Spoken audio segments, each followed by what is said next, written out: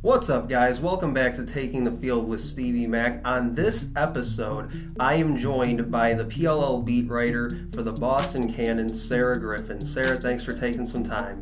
Of course, thanks for having me. Excited to be on.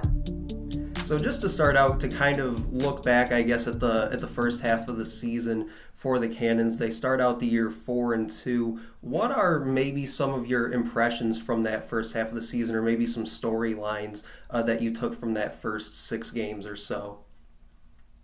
Yeah, there's definitely a lot to unpack from those first 6 games, but I think the biggest few takeaways for me, well, one, I think the biggest one for me has been the breakout of Matt Campbell this season. I would like to say, I did say ahead of the season, I was like, he's going to have a breakout season like Asher did in his second year. And now I personally think Matt Campbell's the front runner for midfielder of the year right now. You know, he's the only midfielder also right now in top 10 in points. They're just attackmen. But yeah, I just think he's really elevated his game in just even one season. So I would say Matt Campbell. Another one would be just the new look of the Cannons' close defense. You know, you don't have Jack Keelty, he's out for the season, but then you also have the additions of Garrett Epple and Bryce Young. Then you still have Kevin Rathhorst, who was added in the middle of last season. But, you know, they came into the season being like, okay, we're without our leader on defense, on the close defense at least, and kind of looking for identity. We've never played with each other as a group until right now.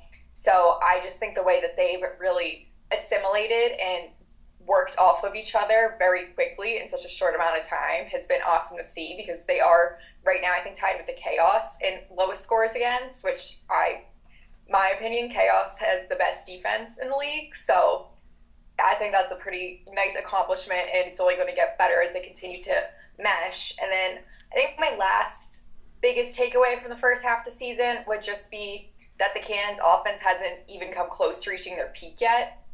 I feel like, you know, we saw it last season. They were the league's best offense. And then, yeah, probably no one's going to hold a candle to the Atlas.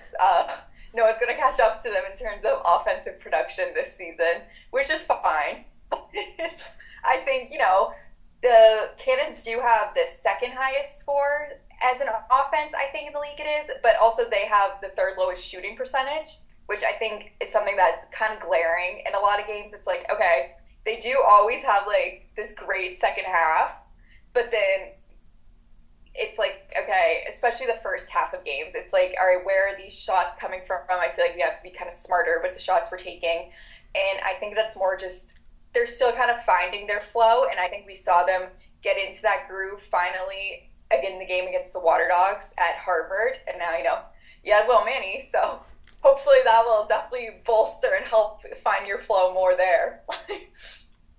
Yeah, absolutely. And I actually just remembered the fact they added a Will Manny just as we started recording here. And I know that prior to our recording, that's not one of the questions that I had sent you in kind of show prep. But I do want to get your thoughts on that, maybe touch on that a little bit more, and maybe what he can bring, because you did mention there that the Cannons aren't shooting it particularly well as a team. So just kind of getting your thoughts on how maybe he kind of steps in and helps that offense right away.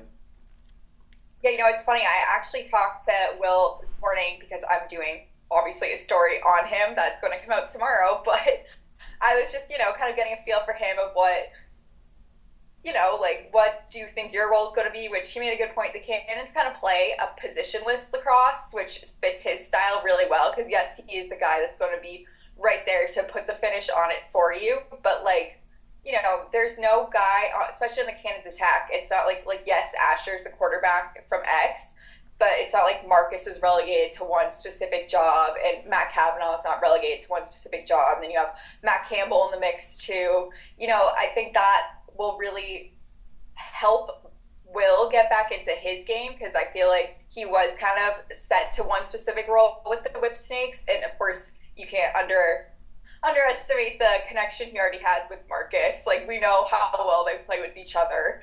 So that will definitely be an added bonus for not just him, but also Marcus, who's already playing crazy good this season. So, yeah, I think it'll definitely be, they'll have a good problem to have, in the sense that it's like, okay, who are we starting on attack? Like, do we start Matt, or especially once Pat Kavanaugh comes back, he was getting some time on attack. But it's just a really good problem to have. And now you have Will Manny, who's been proven as one of the best players consistently in pro lacrosse for the last 10, 12 years. So Absolutely. Talking with Boston Cannons beat writer Sarah Griffin here on Taking the Field with Stevie Max. So you mentioned Marcus Holman in some of your previous answers. Let's talk about him a little bit and the weekend he had at the All-Star game and the All-Star kind of festivities, I guess you would say.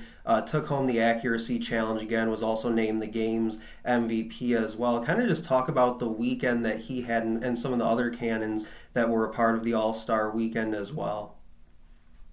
yeah, it's nuts because I know Alex Ost Holman, his wife, in the post game was like, yeah, it's funny. He just like he doesn't care. He won't care that he won the MVP of this. He won't care that like he went off of this All Star game. His sights just set on championship, which I know is a very common mentality for all these players to have. It's fun and they love being included and being a part of the All Star game. But yeah, I feel like Marcus specifically, just every time he's in an All Star game, just really takes it over. I think it's like his third All Star game MVP, and then yeah, he also won accuracy again. So I think it's safe to say he's the most accurate shooter. Considering it's like the third time I think he's won it, maybe more. But yeah, he had a great weekend. It's awesome just to see so many of the Cannons players were included. I think you could have even had a couple more guys in there too. An Ethan Rawl, a Jeff Trainer, they could have been included. But yeah, it was awesome to see them all out there and recognized. I will say, Holland Curse, I feel like, is another one that maybe doesn't always get the appreciation he deserves. So I like that he's, I feel like in terms of goalies, people are like, oh, Brett Dobson, Blaze, like, it's like the same couple guys that you always think of as the best. But Colin Kurtz has consistently been really, really great, even if it's maybe not like, oh my God, he's like taking over. Like, he's just, especially in the big moments, he's always stands tall. So I always love seeing him in the All-Star game as well, because I think that's well deserved. But yeah, it was awesome to see all those guys out there. Yeah, and I know for me watching Marcus do the accuracy challenge over the weekend, I think it was the final round when he had the 8 or so points that it was. I think he did it on about 12 or 13 shots. I feel like you could give me about 100 shots and I probably wouldn't even hit that score. So it was just incredible to see how easy it was for him and almost like effortless at times that it seemed like. But one thing that I wanted to get your thoughts on as well, because I, from a broadcast perspective, thought it was kind of quirky but fun, was they actually had Alex Ost Holman in Marcus's headset in his helmet, and they kind of went back and forth for a lot of the third quarter of the All Star game. So I kind of wanted to get your thoughts on that as well. Oh my gosh, I loved it. I thought it was such a great product, and also, it's fun. It's the All Star game, and like Alex is so knowledgeable about lacrosse because she's a pro player herself. So it was just like cool to hear them go back and forth, and then also they just feel like like of course they're married, but they have a very funny rapport with each other. So it was just really like fun to witness. I feel like added a really cool element, and then you add on the fact that Marcus ended up winning MVP of the game. It's like, okay, maybe she should be in his helmet more often. Yeah, I know for me at least, when listening to some of their exchanges, I think two of my favorite ones that she had was kind of right off the bat when they kind of introduced them doing that little bit during the game. She actually went ahead and said, "Hey, is this like a dream or a nightmare to have your wife in your helmet?" And he was like, TBD on that." So I thought that was kind of funny that they just kind of got that out of the way, so to speak. And then later on, I think it was after he had gotten a hat trick for the game. I think she said something about like, yeah, 3 is nice, but we need 4 because like we got bills to pay or something like that. So I thought both of those were actually pretty good lines by Alex in that one. And so yeah, I just think that overall it was pretty entertaining. And like you said, she's a pro player herself, so kind of getting her perspective on a lot of things was really interesting. And then last question for you here, Sarah, again talking with Sarah Griffin, the Boston Cannons beat writer for the PLL. So we talked at the top of the episode about some of your takeaways from the first half of the season. What are some things that you'll be looking for from the Cannons for the second half? Maybe if it's like a matchup or something, something that you're looking forward to. So I think a big matchup I'm looking forward to is actually this weekend against the Atlas because I don't want to say they got beat down the first week against the Atlas, but it definitely wasn't the Cannons' best game. But I also have been saying this recently. I feel like the Cannons are kind of at a disadvantage coming, not to make excuses, coming into Albany because it's like, okay, Jack Keelty goes down training camp. You have these three guys on close defense that have never played with each other. Like Pat Kavanaugh, Brian Holman even said he's like, maybe I shouldn't have dressed in that game. Like he just had such a whirlwind of a week. He wasn't even close to 100%. You have the rust, which clearly the Atlas didn't have that, but it's also like, okay, no one else knew what to expect from this Atlas team either. It's like, yes, on paper they looked like they were going to be a great team, but it's like Connor Schellberger had never played with Jeff T before. Like, yes, those are two amazing lacrosse players, but you don't know if they're going to have that connection instantly. They did. But that's the good thing is now they have film on that, and also they have Zach Tucci. They at least have a face-off guy this time because that definitely did not help their case the first week around.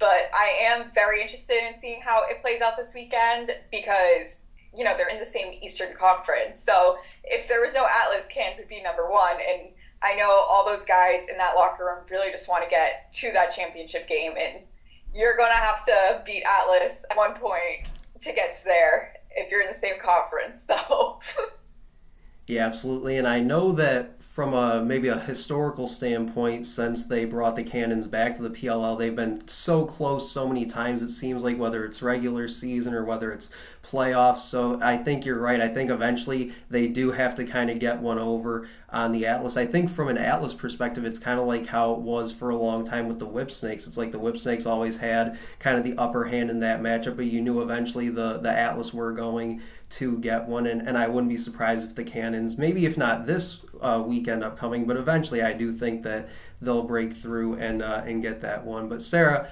thanks again for taking some time with me on this episode. yeah, of course. Thanks again for having me. I'm honored to be here. That was Sarah Griffin, the Boston Cannons PLL beat writer, and this has been Taking the Field with Stevie Mack.